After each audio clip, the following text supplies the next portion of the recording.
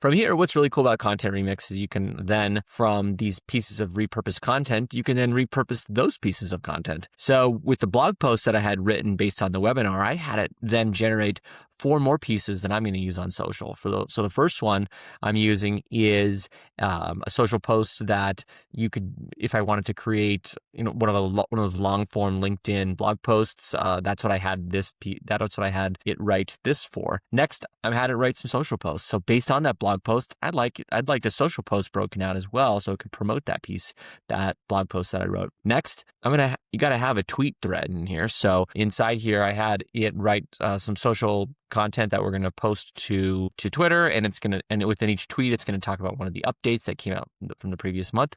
So that makes it so it writes all my tweets right in there, and then I could save that right in the social app and then go kind of break that out into several tweets. And then on LinkedIn, you can do polls. Why not do a poll? So here's a poll question that it helped me produce. So then from here, I don't think we can create polls inside of HubSpot. I might be wrong, but in any case, it produces a poll. So I could then go produce a poll, and then for people this poll ties back to the webinar that I just did. And you can see inside of here, you can customize this however you like, and you can have it published to whatever network that you like. So a couple other things for you to know. There are other asset types that you can create. When I click in here, you can see I can also have it produce a web page or a landing page. So this could be pretty useful if, let's say, you're trying to promote an event or a webinar or some sort of ABM style landing page. You could have it create web pages based off of content. You can also have it create images or ads. The one thing that I found is that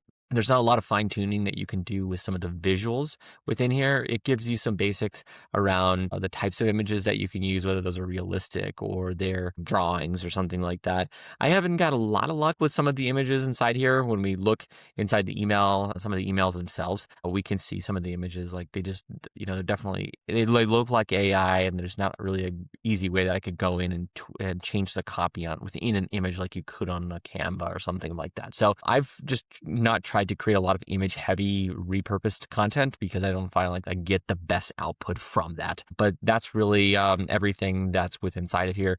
The last thing I will say is within the emails that I created, each of these are really industry targeted. So I created one that's related to manufacturing, one for healthcare. So within each one of those prompts, then you can go create a really customized email for that. And then once you're about ready to take all these live, you could then go push all these assets into the respective tool, edit them, and then send them out